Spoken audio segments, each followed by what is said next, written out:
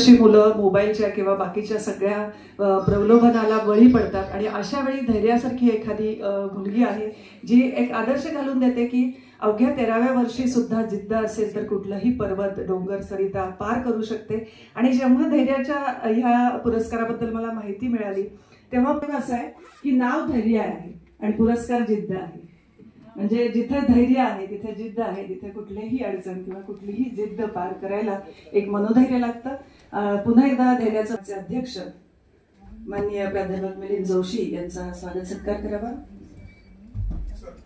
नाही, मोहीम करायचीच आहे. तुमचा आवाज ऐकल्यामुळे मला अश्रू अनावर झाले, तर तुम्ही माझ्याशी जास्त बोलू नका. तर वडिलांचा आवाज ऐकून तिला दुःख झालं, पण एव्हरेस्ट बेस कॅम्पची मोहीम तिनं यशस्वी केली. आज 2-2, 4-4 दिवस फोन लागत नाहीत आणि तिथं काय झालं असेल असा प्रश्न पडतो. आणि रात्रभर आम्हाला झोप लागत नाही. तिची आई ते सहन करते, पण मला काही सहन होत नाही ती गोष्ट. म्हणजे कौतुक बघताना बरं वाटते. प्रमाणपत्राचं वाचन करते. रंगत संगत प्रतिष्ठान जिद्द पुरस्कार ची धैर्या विनोद कुलकर्णी यांची मूर्ती लहान पण कीर्ती महान या म्हणीप्रमाणे आपण लहान वयातच मोठी कीर्ती प्राप्त केली आहे. आपण एक धडाडीच्या धैर्यशील आणि धाडसी गिर्यारोहक आहात. वयाच्या अवघ्या 12व्या वर्षी समुद्र सपाटीपासून 17,598 फूट उंचीवरील उणे तापमान, गोठवणारी थंडी, प्रचंड वाऱ्याचा वेग, अचानक बदलणारे वातावरण इत्यादी नैसर्गिक संकटांना सामोरे जाऊन एव्हरेस्ट बेस कॅम्प पूर्ण करणाऱ्या आपण भारतातील पहिल्या कन्या आहात. दक्षिण आफ्रिकेतील आव्हानात्मक किलीमांजरो हे 19,341 फूट उंचीचे अवघड शिखर, तसंच महाराष्ट्रातील सर्वोच्च कळसुबाई शिखर हरिश्चंद्रगड सर केला आहे. खरोखर आपण वंडरगर आहात.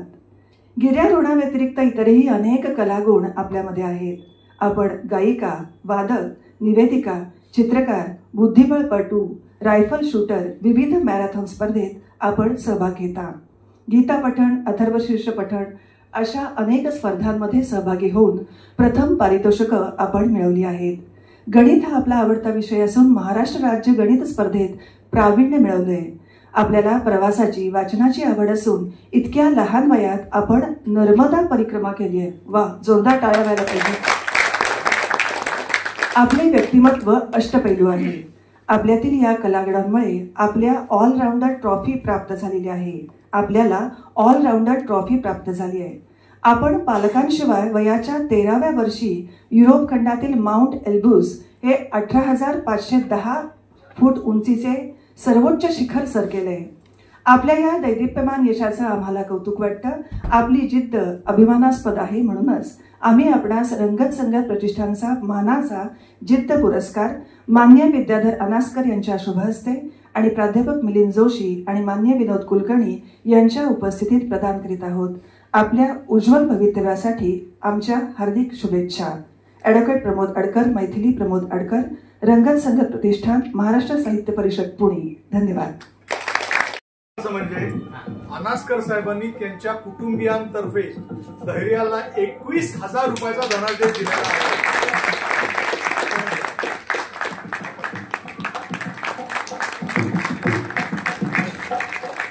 मान्य विद्याधर अनास्कर यांच्या हस्ते धैर्या विनोद कुलकर्णी हिला रंगत संगत प्रतिष्ठानचा जिद्द पुरस्कार 2025 प्रदान करण्यात येतोय. धैर्याला अनेक शुभेच्छा. असेच यशाचे शिखर तिने पार करावेत अशी शुभेच्छा आपण तिला देऊया.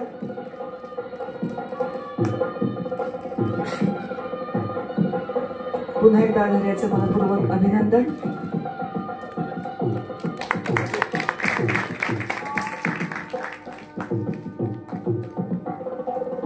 आणि इतकी शांत, म्हणजे धैर्यासारखाच तिचा स्वभाव आहे, इतकी शांत बसलेली आहे पूर्ण कार्यक्रम होईपर्यंत. अवघ्या 13 वर्षाची आहे. 13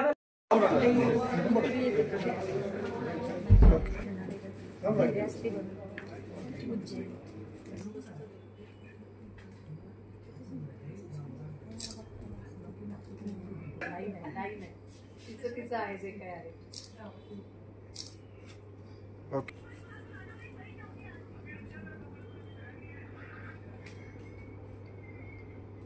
ओके.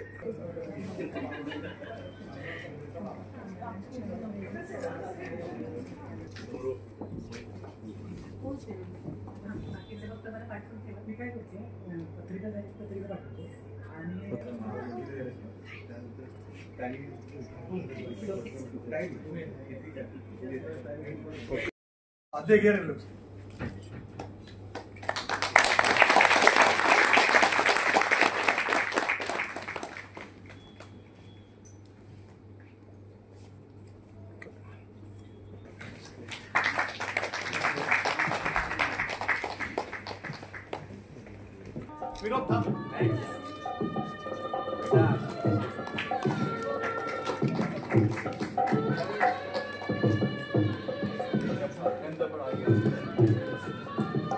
धन्यवाद.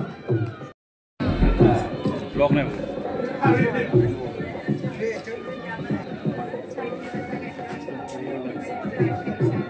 Okay okay.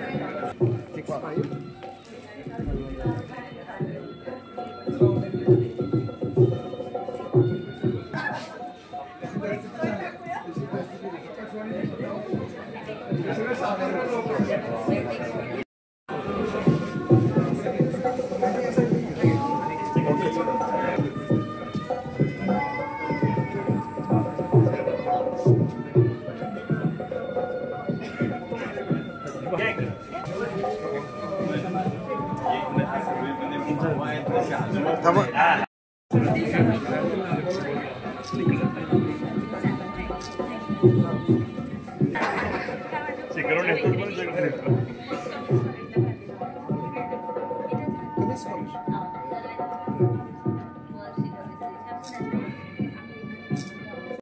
कौतुक आपल्या डोळ्यामध्ये त्या साठवत होत्या, मगापासून भाऊकही होत होत्या. आणि दुसरा सत्कार शिल्पा देशपांडे.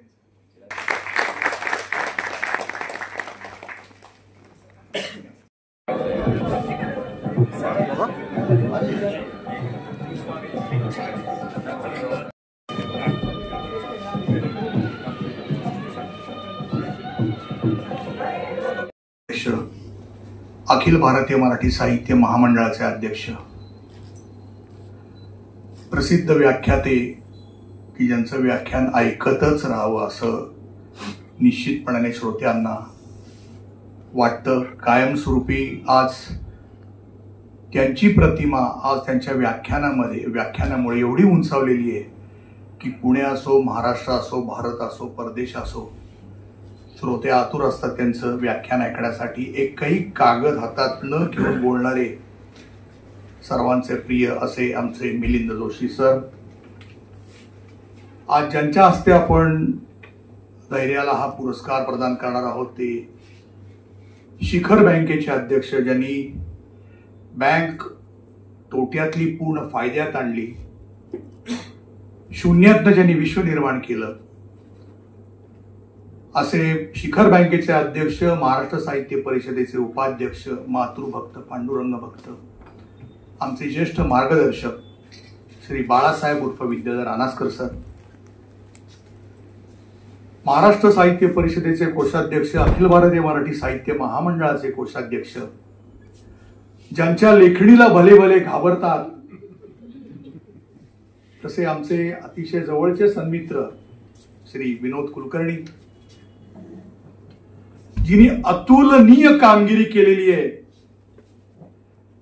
तिच्या नावाप्रमाणे तिने अतिशय मोठं धैर्य दाखवलेलं आहे. अशी आज जिला आपण जिद्द पुरस्काराने सन्मानित करणार आहोत अशी कुमारी धैर्या विनोद ज्योती कुलकर्णी.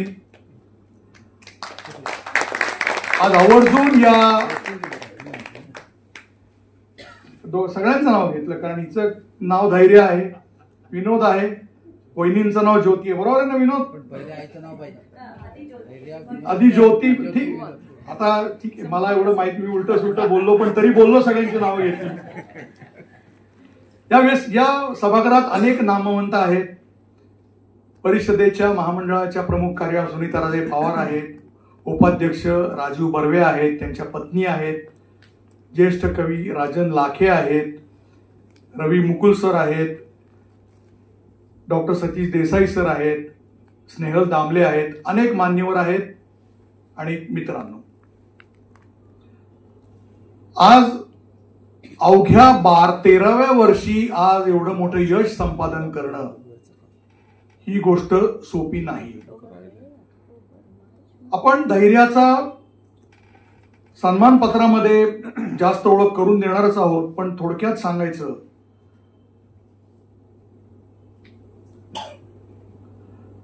तर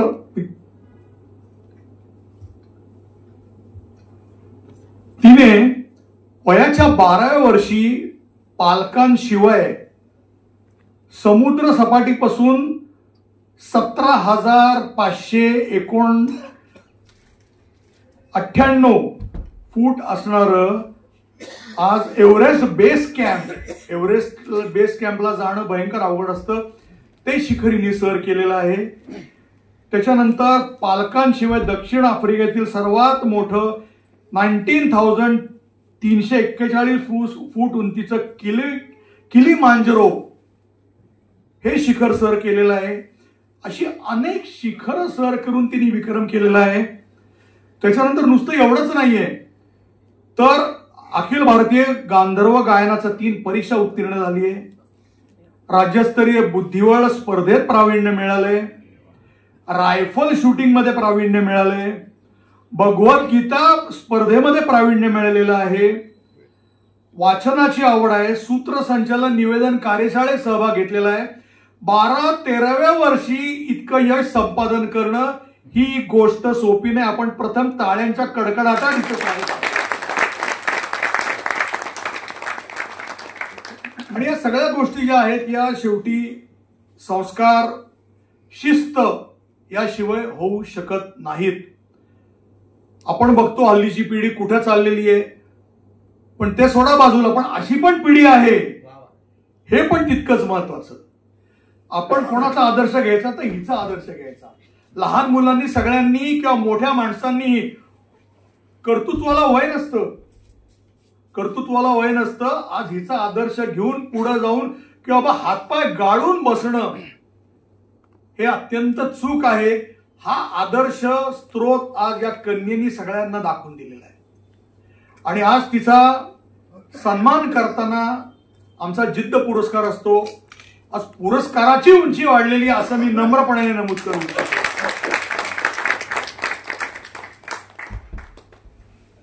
आज खरोखरच दुग्ध शर्करा योग आहे. आणि एक मोठी गोष्ट आहे, मोठा योगायोग आहे. मी बाळासाहेबांना म्हणलं मगाशी, तो योगायोग सांगतो आणि थांबतो. आपल्याला बाळासाहेब एक कन्या आणि नात, अध्यक्षांना एक कन्या आणि नात, बरोबर आहे, कारण आपण आपला सकाळने आपला सन्मान केलेला आहे. विनोद कुलकर्णींना 2 कन्या लहान आहेत, हे वयाने लहान आहेत, त्यामुळे नात व्हायचा संबंध नाही. शिल्पाला कन्या, तिची कन्या लहान आहे, आणि मला स्वतःला एक कन्या आणि एक नात. त्यामुळं आज हा विलक्षण योगायोग इथं आहे की आज बघा कर्तृत्व गाजवणारी धैर्य आज या व्यासपीठावर आहे. तिच्या बरोबर व्यासपीठ शेअर करताना आम्हाला अतिशय आनंद, गर्व आणि अभिमान वाटतोय. विनोद, हे मी आवर्जून सांगू इच्छितो, कारण कसं आहे, तिच्या शब्दात सांगायचं तर बाकी शिखर सर करणं सोपं असतं, पण बर्फानी आच्छादित असलेलं शिखर सर करणं हे निश्चितपणाने सोपं नाही. कारण पाय टाकताना तो पाय कुठं जाईल हे आपल्याला माहिती नसतं. आणि पालकांशिवाय आज कसं आहे, ही रिस्क असते, पण आज तिच्या आई वडिलांनी ही थोडीशी रिस्क घेतली आणि तिने ती कामगिरी करून दाखवली. आज हे यश संपादित केलं, हे मी आवर्जून सांगतो. आज काय माझी मुलगी माझी नात आज कार्यक्रमाला येणार होत्या, पण पॅरेंट्स टीचर मीटिंगमुळे काही येऊ शकल्या नाहीत. पण त्यांनी एक लहानसा क्लिप पाठवली, संदेश पाठवलाय मुलीनी आणि माझ्या नातीनी. हे माझ्या नातीनी, congratulation Dhairya, very proud of you. ही माझी मुलगी. त्यामुळे मला आज अत्यंत आनंद होत आहे की आज हा कार्यक्रम इथं आणि महाराष्ट्र साहित्य परिषदेच्या सभागृहात होते आणि सगळे पदाधिकारी, अध्यक्ष, कोषाध्यक्ष, उपाध्यक्ष, कार्यवाह, समोर प्रमुख कार्यवाह, उपाध्यक्ष, परत सन्माननीय सदस्य आदी सगळी मंडळी आणि आमचे साताऱ्याचे मित्रमंडळी आवर्जून साताऱ्यावरनं कौतुक करायला आले. Hats off to you. आज साताऱ्याचं साहित्य संमेलन होतं. या पार्श्वभूमीवर आज हा सत्कार इथं होतोय. मला अतिशय अतिशय अतिशय आनंद होतोय या सत्कार करताना. मी परत एकदा व्यासपीठावरील सर्व मान्यवरांचं, आपणा सर्वांचं स्वागत करतो. आमचे माने सरांचं नाव घ्यायचं राहिलं. ज्येष्ठ साहित्यिक माने सर आवर्जून साताऱ्यावरून आलेले आहेत. सर, तुमचं स्वागत. मी आता जास्त काही बोलत नाही, सर्वांचं स्वागत करतो आणि आपली रजा घेतो. सावंत सर, आपलंही स्वागत. तुमचं नाव घ्यायचं राहिलं. आमचे रणदिवे पण आलेले आहेत. मनपूर्वक धन्यवाद. थँक्यू.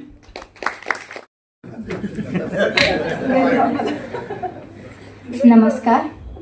आज 13 सप्टेंबर, आज बरोबर 1 महिन्यापूर्वी मी युरोप खंडातील सर्वोच्च शिखर एल्ब्रुसची चढाई करत होते. आणि आज जो मला युद्ध पुरस्कार मिळाला आहे तोही तितकाच मोठा आहे. सर्वप्रथम मी ज्यांनी मला हा पुरस्कार दिला, युद्ध पुरस्कार, जे अडकर काका, त्यांना मी धन्यवाद देते. जेव्हा मला माझ्या बाबांनी सांगितलं होतं या पुरस्काराचं नाव, त्यावेळेस मला एक गोष्ट आठवली होती की जेव्हा मी एल्ब्रुसची चढाई करत होते त्यावेळेस मी कित्येक वेळा पडले, पण मला त्यावेळेस माझ्या बाबांचे शब्द आठवत होते की धैर्या, तू हे सर करणारच आहेस, तू जिद्दीने माउंट एल्ब्रुस सर करणारच आहेस. आणि त्या जिद्दीने मी माउंट एल्ब्रुस सर केला. आज त्याच नावाचा पुरस्कार मला आज मिळाला. त्याबद्दल मला याचा खूप अभिमान आहे. आणि दुसरी गोष्ट म्हणजे ज्यांच्याकडून आज मला हा पुरस्कार मिळाला ते खूप मोठे व्यक्ती आहेत. मी बाबांच्या तोंडातून त्यांचं नाव ऐकतच असते. आणि माझ्या बाबांच्या पुस्तकाचं प्रकाशनसुद्धा त्यांनी केलं होतं, ते म्हणजे आदरणीय विद्याधर अनास्कर सर. आज ते इथं उपस्थित राहिले. मला त्यांच्या हातून पुरस्कार मिळाला, त्याबद्दल खूप खूप धन्यवाद. आणि ते सुद्धा एल्ब्रुस शिखरा एवढेच माझ्यासाठी मोठे आहेत. तिसरी गोष्ट म्हणजे आज इथं उपस्थित असणारे माझ्या बाबांचे मित्र आणि गुरु मिलिंद जोशी काका. मी जे पुस्तक वाचलं होतं आनंदाने कांडा, त्या पुस्तकाच्या लेखिका आदरणीय सुनीता राजे पवार. मला आठवत आहे की मी, बाबा, आई आणि आम्ही सर्वजण जेवायला गेलो होतो. मी दुसऱ्या दिवशी ही गोष्ट शाळेत सांगितली होती की मी कांडाच्या लेखिकांसोबत जेवायला गेले होते. म्हणजे त्यावेळेस मला खूप प्राऊड वाटत होतं आणि म्हणजे माझ्या फ्रेंड्स त्यांना खूप आश्चर्य वाटत होतं. त्याचबरोबर मी जिच्यासोबत गिरनार केलं, परत नर्मदा परिक्रमा केली. एअरपोर्टवरती दिवसभर माझ्यासाठी थांबणारी माझी मधु मावशी इथं उपस्थित आहे, पूजा काकी, महेश काका, स्वाती मावशी, ते सुद्धा म्हणजे ते इथं उपस्थित राहिले. त्याबद्दल मी त्यांना सुद्धा धन्यवाद देते. आणि साताऱ्यात मला अनेक पुरस्कार मिळाले, पण पुण्यात हा माझा पहिलाच पुरस्कार आहे, याचा मला खूप अभिमान वाटतो. जसं प्रत्येक यशस्वी पुरुषाच्या मागे एक स्त्री असते, पण माझ्या आयुष्यात हे उलट आहे. माझ्या यशाच्या मागे एक पुरुष आहे, जो की तुम्हाला कळालाच असेल, ते म्हणजे माझे बाबा. त्यांच्यामुळेच मी आज इथं उभं राहिलेली आहे आणि त्यांच्यामुळेच मी Mount Elbrus, Kilimanjaro, Everest base camp या शिखरांची मी चढाई करू शकले. त्याबरोबरच मला शिस्त लावणारी माझी आई, माझ्यासोबत नेहमी मला सपोर्ट करणारी माझी बहीण, माझे गुरु कैलास बागल सर, यांच्यामुळे सुद्धा मी माउंट एल्ब्रुस सर करू शकले. मला लहानपणापासूनच गिर्यारोहणाची आवड आहे. वयाच्या 5व्या-6व्या वर्षापासूनच मला माझ्या आई बाबांनी वेगवेगळ्या ठिकाणी पाठवलं. सह्याद्रीतले मी खूप सारे गड किल्ले केले. मधुमकरंदगड, कळसुबाई, हरिश्चंद्रगड, परत भैरवगड, दातेगड, विचित्रगड, असे अनेक मी सह्याद्रीतले छोटे मोठे गड किल्ले केले. पण जेवढं मला निसर्गाचं आकर्षण आहे तेवढंच मला पांढऱ्या शुभ्र बर्फातील डोंगरांचं सुद्धा वेड आहे. जेव्हा मला माझ्या बाबांनी एव्हरेस्ट बेस कॅम्प ट्रेकबद्दल सांगितलं होतं त्यावेळेस मला खूप आनंद झाला होता. आणि वयाच्या 12व्या वर्षी मला ते सर करण्याची संधी मिळाली. यात मी माझं भाग्य मानते. आणि एव्हरेस्ट बेस कॅम्पचा अनुभव होताच, मग मला किलीमंजारोने साथ घातली, मी तोही सर केला. आणि जसं आपल्या सर्वांनाच वाटतं की आपण आपल्या क्षेत्राचं शिखर चढावं, किलीमंजारोच्या रूपाने मी माझ्या आयुष्यातील पहिलं शिखर सर केलं. नंतर मग मला एल्ब्रुसच्या हिमशिखरांनी साथ घातली, मी त्याच्यासाठी सुद्धा तयारी सुरू केली. मी माझे मार्गदर्शक प्रियंका मोहिते यांनी मला मार्गदर्शन केलं होतं की एल्ब्रुस शिखर म्हणजे पूर्ण स्नोमध्ये होता, त्यामुळे मग स्नोमध्ये कसं चालायचं यासाठी मी व्यायामसुद्धा केला होता. मी रोज प्रॅक्टिस करताना अँकल वेट्स 1-1 किलोचे घालायचे. आणि डोंगर आणि बर्फातल्या डोंगरामध्ये खूप अंतर असतो. 40 ते 50 किलोमीटर वारं असतं, परत जोरात वाजणारी थंडी असती, ऑक्सिजन लेवल कमी जास्त होतो, -10 ते 15 टेम्परेचर असतं. आणि त्या वातावरणामध्ये मी माउंट एल्ब्रुस शिखर सर केलं. कित्येक वेळा मी रोपमध्ये अडकून पडले किंवा घसरून वगैरे पडले, त्यात माझा बॉटल ट्रेकिंग सुद्धा गेला. पण माझं ध्येय एकच होतं की मला माउंट एल्ब्रुस शिखर सर करायचं आहे. मला अर्थातच माझ्या बाबांचे शब्द आठवत होते की धैर्या, तू हे करणारच आहेस, तू विनोद कुलकर्णीची मुलगी आहेस, तू हे करूच शकणार आहेस आणि तुला हे करायचंच आहे. आणि त्या पॉझिटिव्हिटीने मी माउंट एल्ब्रुस शिखर सर केलं. आज तुम्ही सर्वजण इथं उपस्थित राहिला त्याबद्दल खूप खूप धन्यवाद. तुमचे असेच आशीर्वाद माझ्या पाठीशी असत आहेत. धन्यवाद. रंगत संगत प्रतिष्ठानतर्फे आज माझ्या मुलीला जिद्द पुरस्कार देऊन पुण्यात सन्मानित केलं जाते. त्याबद्दल प्रमोद अडकर जे माझे मित्र आणि महाराष्ट्र साहित्य परिषदेतील ज्येष्ठ सहकारी, त्यांचे मी प्रथमतः आभार मानतो. कारण मुलीचा सन्मान वडिलांनी आपल्या डोळ्यांनी बघावा ह्याचं भाग्य इतक्या लवकर म्हणजे ती इतक्या लहान वयात असताना मिळणं हा सुद्धा माझ्यासाठी एक भाग्ययोग आहे.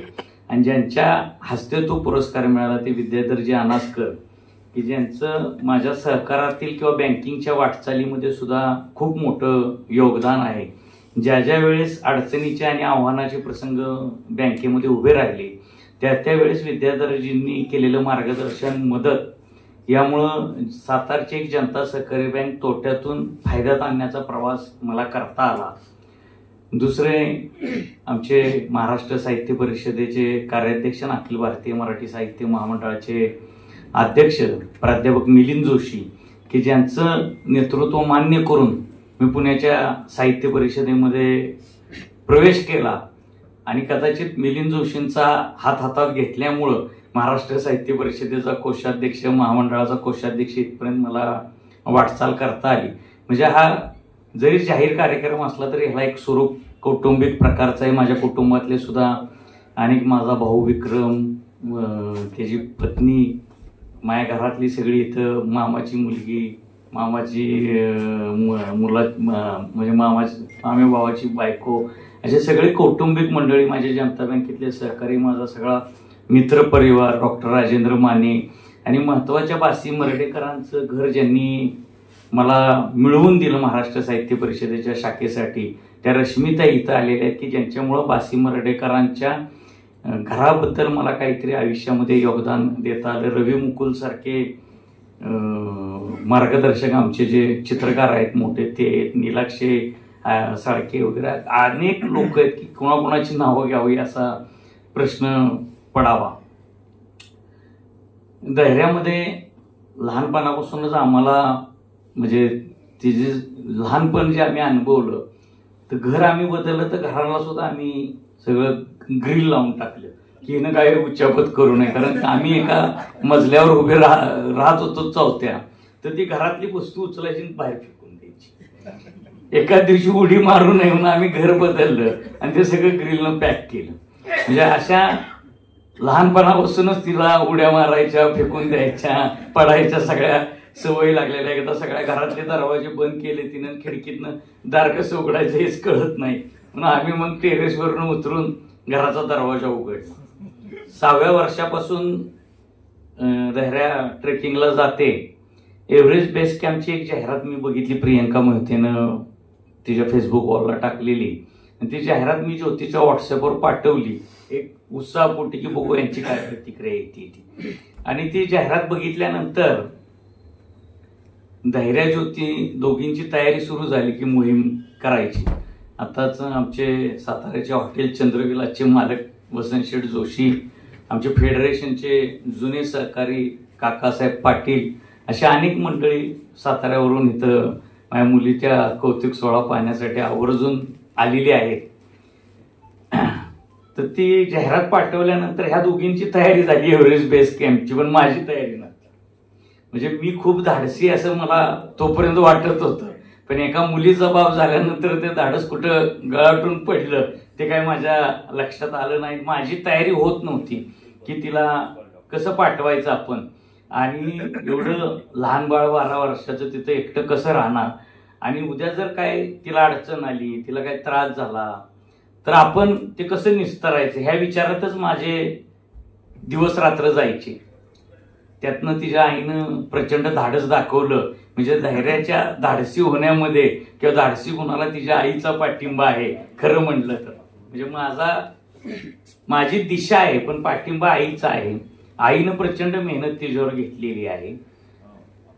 ती बाबा बाबा करते, पण आईचं योगदान माझ्यापेक्षा जास्त हे कबूल करायला मला काही त्यामध्ये गैर वाटत नाही. त्या आईचा वाटा माझ्यापेक्षा जास्त आहे. आणि पहिला एव्हरेस्ट बेस कॅम्पला ती पोहोचली आणि फोन 2-3 दिवस लागत नव्हता. 4थ्या दिवशी फोन लागला. फोन लागल्यानंतर माझा आवाज ऐकल्यानंतर तिच्या डोळ्यामध्ये अश्रू होते आणि एका बापाची जी काय अवस्था होईल ती माझी झालेली होती की मला सुचायचं बंद झालं. मी तिला म्हणलं की तू बेटा काळजी करू नकोस, मी 24 तासाच्या तू जिथं असेल तिथं पोहोचतो आणि तुला घेऊन येतो, तू काय काळजी करू नको. तर ती म्हटली की मला काही ही मोहीम सोडायची नाही, मोहीम करायचीच आहे. तुमचा आवाज ऐकल्यामुळं मला अश्रू अनावर झाले, तर तुम्ही माझ्याशी जास्त बोलू नका. तर वडिलांचा आवाज ऐकून तिला दुःख झालं, पण एव्हरेस्ट बेस कॅम्पची मोहीम तिनं यशस्वी केली.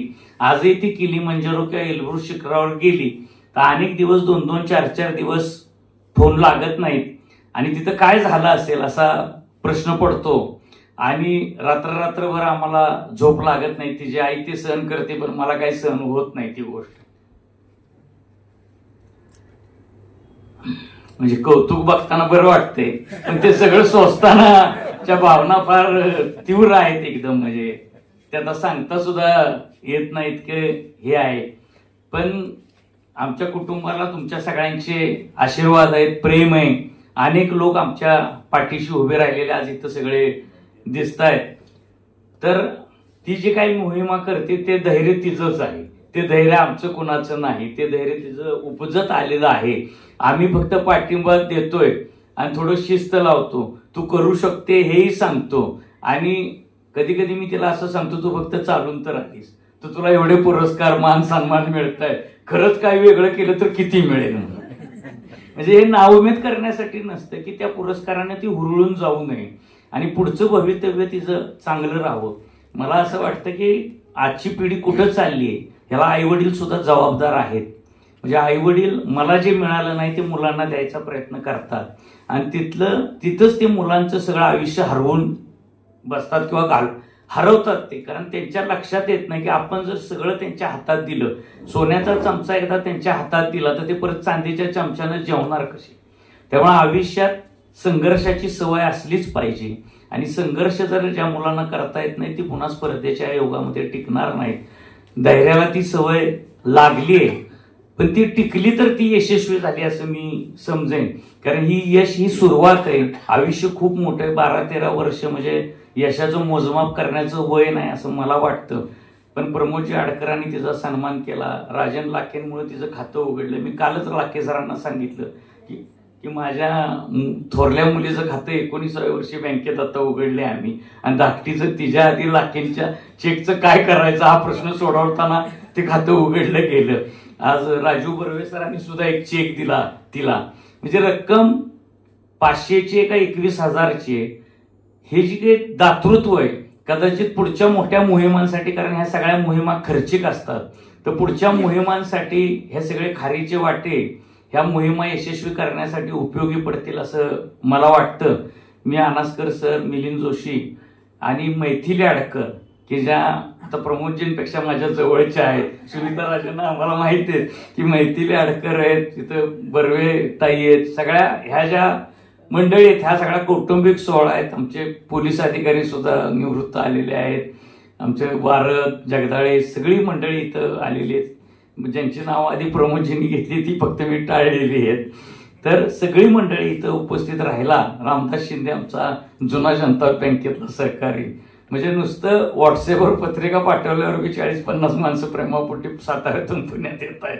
ह्याचं मला सुद्धा आनंद झाला खूप. सगळ्यांचे मी आभार मानतो आणि प्रमोदजींचे विशेष आभार मानतो की मला पुण्यातला पुरस्कार आज अखेर मिळालेला नाही, पण माझ्या मुलीला पुण्यातला पुरस्कार मिळाला. म्हणजे मुंबईला मिळाला, पुण्यात एक मिळाला महाराष्ट्र शासनाचा 20 वर्षापूर्वी, पण असा सामाजिक संस्थेचा मिळाला नाही. पण माझ्या मुलीची सुरुवात लवकर केली प्रमोदजींनी, त्याबद्दल धन्यवाद मानतो. माझं भाषण धैर्य ठेवण्याची कल्पना कोणाची? ती तिच्या आईचीच आहे, मी फक्त मान्यता दिली. व्यासपीठ उपस्थित बंधू आणि भगिनी, आज वास्तविक धैर्याचं कौतुक करत असताना आत्ताच माझ्या बाबतीत एक प्रसंग घडत होता. माझी मुलगी मोठी आहे, माझं नातच 7 वर्षाची आहे आणि आता मुलगी घरात एकटी आहे, तिचा दात दुखतोय आणि तिचे मला सतत फोन होते, ते बाबा डॉक्टर कुठला तरी शोध. माझा जीव कासावीस होत होता. इथं एक ड्रायव्हर मिसेस बरोबर आहे, दुसरा ड्रायव्हर माझ्या बरोबर आहे. मग मी तिसऱ्या ड्रायव्हरला फोन केला, त्यापुढं मुलीकडे पाठवलं, डॉक्टरशी बोललो. त्यामुळे खरं कौतुक करायला पाहिजे ते विनोदचं करायला पाहिजे आणि त्यांच्या आईचं करायला पाहिजे.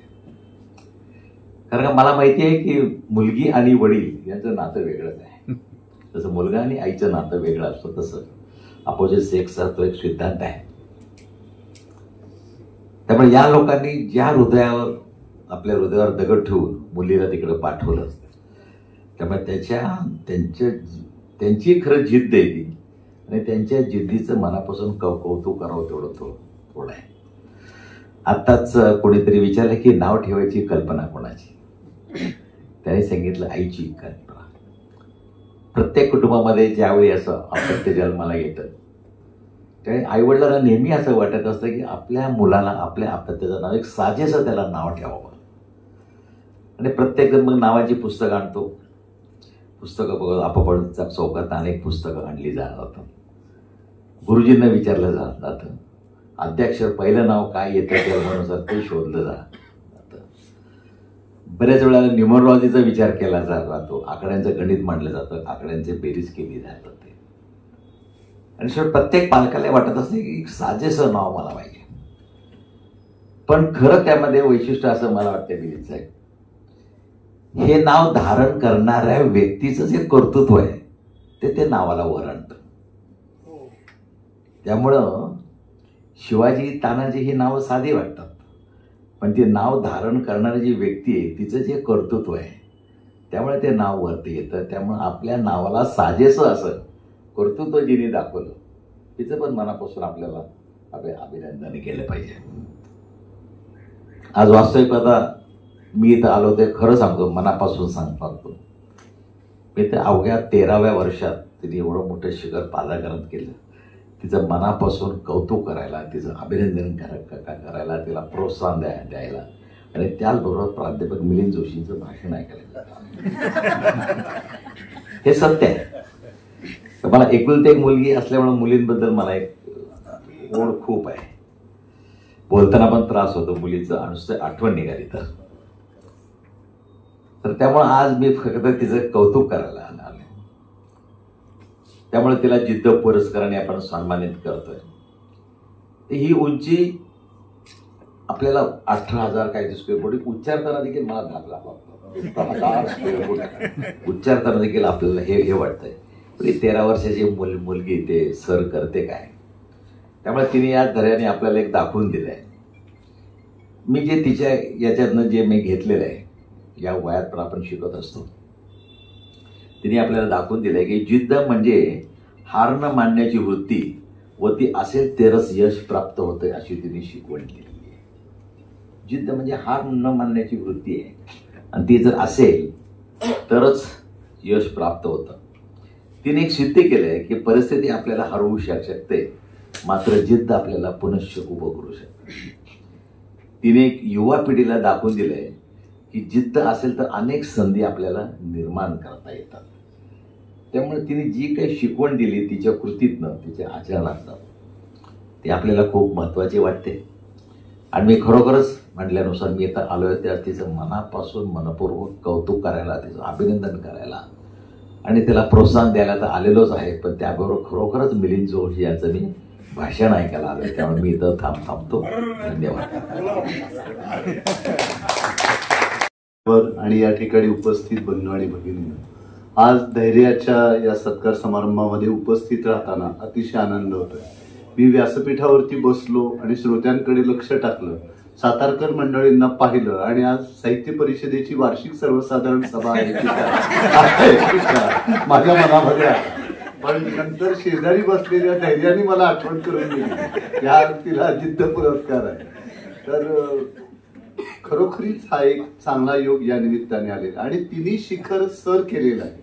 म्हणजे आज खरं व्यासपीठ शिखरांचं असं म्हटलं तर काही वावगं ठरणार नाही, कारण शिखर बँकेचे अध्यक्ष विद्याधर अनासकर या ठिकाणी, म्हणजे नाव विद्याधर आहे पण लक्ष्मीच्या उपासनेच्या क्षेत्रामध्ये काम करताय असे विद्याधर अनासकर. आणि साहित्य महामंडळ ही सुद्धा शिखर संस्था आहे, पण आम्ही केवळ संस्था शिखर असलेल्या संस्थांचे पदाधिकारी आहोत आणि ती खरं शिखर सर केलेली आहे आणि त्यामुळे तिच्या सत्काराचा एक वेगळा आनंद या निमित्ताने व्यक्त केला पाहिजे. आम्ही अशी माणसं आहोत की मंदिरामध्ये फार गर्दी असेल तर कळसाचं दर्शन घ्यायचं आणि परत घरी यायचं, किंवा अगदी गिरनारला जरी गेलं तरी 5,000 पायऱ्या पाहून आमचा जीव दडपतो आणि आम्ही लांबूनच दर्शन घेऊन परत येतो. तर असे आम्ही माणसं आहोत. त्यामुळे धैर्याच्या या सगळ्या कामगिरीचं आम्हाला अतिशय कौतुक वाटतं आणि लहान वयामध्ये तिने जे करून दाखवलेलं आहे ते खरोखरीच तिच्या नावाला साजेसं असं आहे. आणि मला विनोद कुलकर्णी आणि ज्योतिताईंचं खरोखरीच कौतुक केलं पाहिजे, कारण हे मुलांना या पद्धतीने घडवणं हे इतकं साधं सोपं सरळ नाही. म्हणजे तिने ज्या दिवशी शिखर सर केलं त्या दिवशी आम्ही इस्लामपूरला, मी आणि विनोद कुलकर्णी आम्ही एकाच खोलीमध्ये शेजारी कॉटवरती झोपलेलो होतो आणि त्यांचे सतत फोन सुरू होते की तिने आता शिखर सर केलेलं आहे आणि ती सगळ्या तो अनुभव सांगत होती. त्यांचे डोळे सारखे भरून येत होते, पत्नीशी तिकडं बोलत होते. तर वडिलाला आपलं हृदय असं व्यक्त करता येत नाही. ज्ञानेश्वरांनी वडिलाचं वर्णन बाप हा अव्यक्ताची या अंश असं केलेलं आहे की त्याला ते वर्णन करता येत नाही. आता व्यासपीठावर बसून सुद्धा एवढी शिखर बँक सांभाळणारे अनासकर मुलीचा दात दुखला तरी इतके अस्वस्थ होता. तर हे खरं जे काही मुलीमुळं वाट्याला येणारं मातृहृदय जे पित्याच्या वाट्याला येतं, तर त्याचा अनुभव मी विनोद कुलकर्णी यांच्या रूपाने घेतला आणि ज्योतिताई तर अगदी खंबीरपणे त्यांच्या पाठीशी उभ्या आहेत.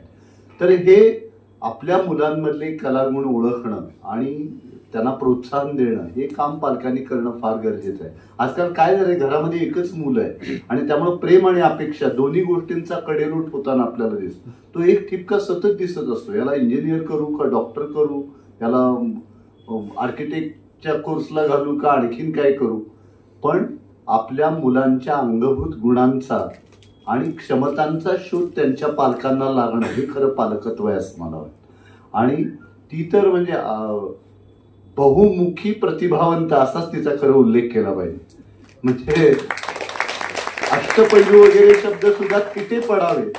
म्हणजे जे कलांमध्ये रमतात त्यांचं खेळांशी अजिबात जमत नाही, जे खेळांमध्ये जमतात त्यांचं कलांशी अजिबात जमत नाही, जे या दोन्ही क्षेत्रामध्ये रमतात त्यांचं स्तोत्रांशी जमत नाही. पण ही इकडे भगवद्गीतेमध्येही तेवढाच उत्साह दाखवते, कलेमध्ये तिला तेवढीच आवड आहे, खेळामध्ये तेवढीच आवड आहे आणि मुळामध्ये इतक्या लहान वयामध्ये तिला शिखरांची ओढ असणं हे तिच्या व्यक्तिमत्वाचं वेगळेपण आहे असं मला वाटतं.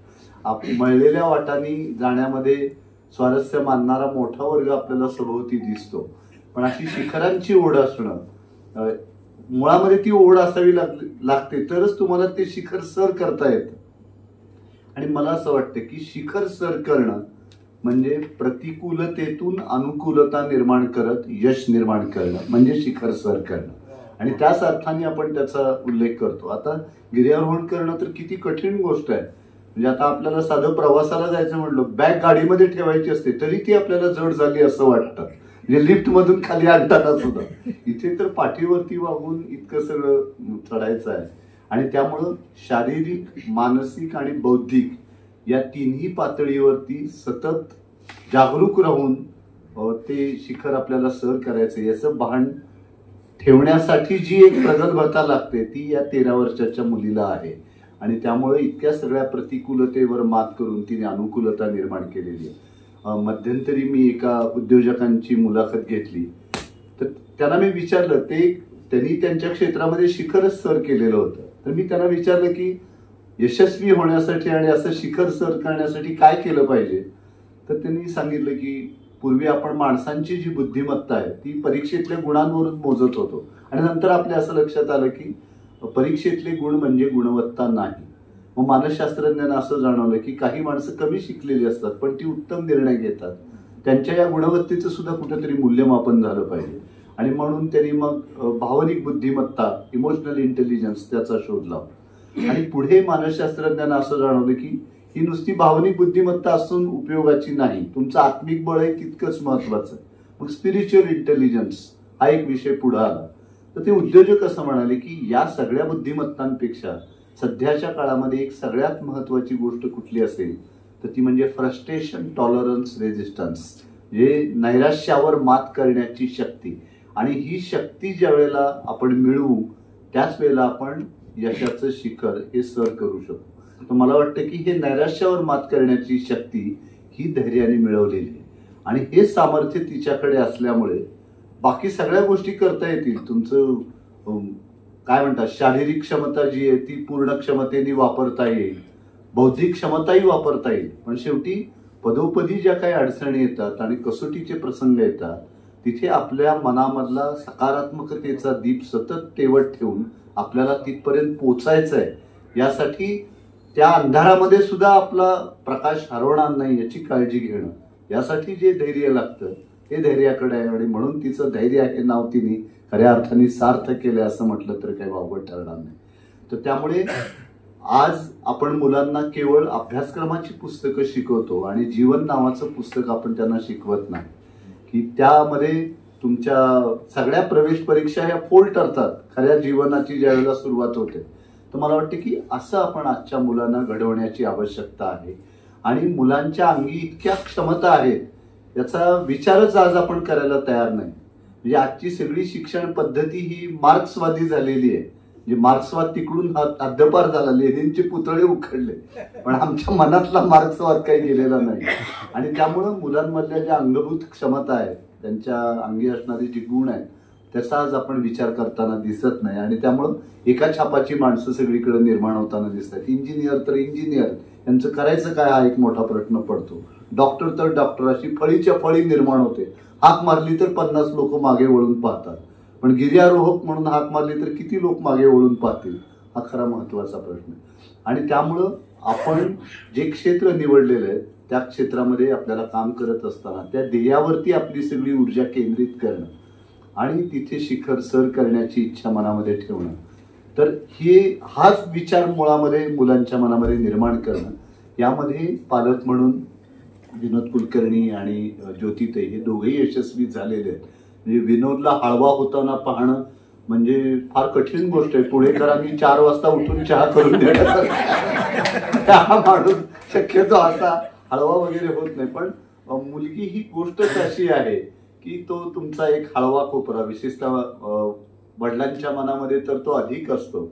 आणि मुली वडिलांचं मातृत्व कधी स्वीकारतात याचा आपल्याला अनुभवही म्हणजे असा येतो की आपण तो विसरू शकत नाही. तर त्यामुळं विनोदला हळवी करणारी एकच गोष्ट आम्हाला ती दिसते, ते म्हणजे त्याच्या 2 मुली. आणि त्यामुळं त्यांचं करिअर त्यांना घडवणं, त्यापुढे विनोदला सगळ्या गोष्टी थिट्या वाटतात हे मी त्याचा अगदी जवळचा मित्र म्हणून खूप जवळून पाहिलेलं आहे. पण ज्योतिताईंचंही कर्तृत्व आपल्याला नाकारता येणार नाही, कारण शेवटी काय विनोदला एवढे सगळे उद्योग आहेत. म्हणजे धैर्या नावाची एक मुलगी सोपवली आहे, पत्नीच्या हाती, पण बाहेर धैर्याने इतक्या सगळ्या संकटांचा सामना करायचा. आता साहित्य परिषद चालवणं काय सोपी गोष्ट नाही. म्हणजे इतके विद्वान एकत्र आले की काय घडतं याचा अनुभव आम्ही घडतो. खरं तर म्हणजे मेंढरांना सांभाळणं फार सोपं आहे, ती लगेच पाठोपाठ येतं. पण इथे इतक्या बुद्धिमान लोकांना बांधून ठेवणं ही फार कठीण गोष्ट आहे. आणि त्यामुळं बँकेसारखी गोष्ट आहे, साहित्य परिषदेसारखी संस्था आहे, पुन्हा पत्रकारिता आहे. ही विनोद सुद्धा किती वेगवेगळ्या क्षेत्रामध्ये काम करतोय. तर त्यामुळं एकाच व्यक्तीने अनेक क्षेत्रामध्ये काम करणं ही जी बुद्धिमत्ता आहे, ज्याला आपण जॅक ऑफ ऑल असं म्हणतो. आणि आपल्याकडे नैराश्याने म्हटलं जातं मास्टर ऑफ नन, पण असं काही नाहीये. Jack of all and master of all अशी अनेक माणसं आपल्याकडे आजवर होऊन गेलेली आहेत. मला सांगा, लोकमान्य टिळक एकीकडे राजकारणामध्ये इतके अग्रेसर, दुसरीकडे अग्रलेख लिहिण्यामध्ये तितकेच तत्पर. जितका गणितामध्ये व्यासंग तितका संस्कृतमध्ये व्यासंग. म्हणजे त्यांनी लहानपणी शिक्षकांना प्रश्न विचारला होता की 21 म्हणताना अगोदर 1 येतो आणि नंतर 20 येतात, आणि 21 म्हणताना आधी 20 येतात आणि नंतर 1 येतो, हा फरक कशामुळे पडतो? म्हणजे असा प्रश्न शिक्षकांना विचारणारे लोकमान्य टिळक. तर आपल्याकडे एकाच वेळी अनेक क्षेत्रांची साधना करण्याची परंपराच आपल्या संस्कृतीमध्ये आहे. आणि त्यामुळं अशी मुलं ही फार दुर्मिळ आज आपल्याला दिसतात. नाहीतर अशी मुलं पाहिली पुण्या मुंबईतली की तर फार कोमेजलेली दिसतात, की सतत काहीतरी एक पाठीवरती दप्तराचं ओझं आहे, शाळेमध्ये जात आहेत, गृहपाठ करतायत, त्यांना खेळाची वाचनाची कसली आवड नाही. आणि वडिलांनी सुद्धा एक करिअर नावाचं टार्गेट त्यांच्यासमोर ठेवलंय की आता तुम्ही एवढंच सर करायचं आहे. पण धैर्यासारख्या मुलीकडे पाहिल्यानंतर तिच्या पालकांनी तिला किती वेगळ्या पद्धतीने घडवलेलं आहे, आणि तिने सुद्धा जीवनाच्या किती विविध क्षेत्रामध्ये अगदी कमी वयामध्ये आपल्या कर्तृत्वाची चुणूक दाखवलेली आहे हे आपल्या लक्षामध्ये येतं. तर त्यामुळं आपल्या अंगामध्ये या सगळ्या बहुविध क्षमता असतातच. तुझं आहे तुझं पाशी परी तू जागा चुकल अशी. या आपण वणवण इतके फिरतो इतरत्र, पण आपल्यामध्ये असलेल्या गुणांचा क्षमतांचा अनेकदा आपल्याला शोध लागत नाही. तर धैर्य या अर्थाने भाग्यवान की तिला त्याचा शोध लागला, आणि तिचे पालकही भाग्यवान की त्यांना आपल्या मुलांच्या मधल्या या क्षमतांचा शोध घेता आला. आणि ज्यावेळेला असा योग घडतो त्यावेळेला धैर्यासारखी मुलगी ही घडते असं मला वाटतं. आणि त्यामुळे मी तिचं मनपूर्वक अभिनंदन करतो आणि तिला सांगतो की अशीच पुढे जात राहा. तुझ्या कौतुकाच्या संधी वारंवार आमच्या वाट्याला येऊ देत. आणि पुणेकरांची थाप पाठीवरती पडली की महाराष्ट्र आणि देश स्वीकारतो हे पुण्याच्या मातीचं एक वेगळेपण आहे. आणि तुझी तर अशा संस्थेमध्ये सन्मान झालेला आहे की ज्याचे पायाभरणी टिळक, केळकर वगैरे मंडळींनी केलेली आहे. आणि अशा व्यासपीठावरती सन्मान झालेला आहे की या व्यासपीठावरती महाराष्ट्रातल्या गेल्या 150 वर्षातलं सगळं बौद्धिक तेज तळपून गेलेलं आहे. तेव्हा इथलं सगळं तेज आणि सत्व घेऊन तू स्वतःच्या तेजाने अशीच तळपत राहशील अशी अपेक्षा व्यक्त करतो.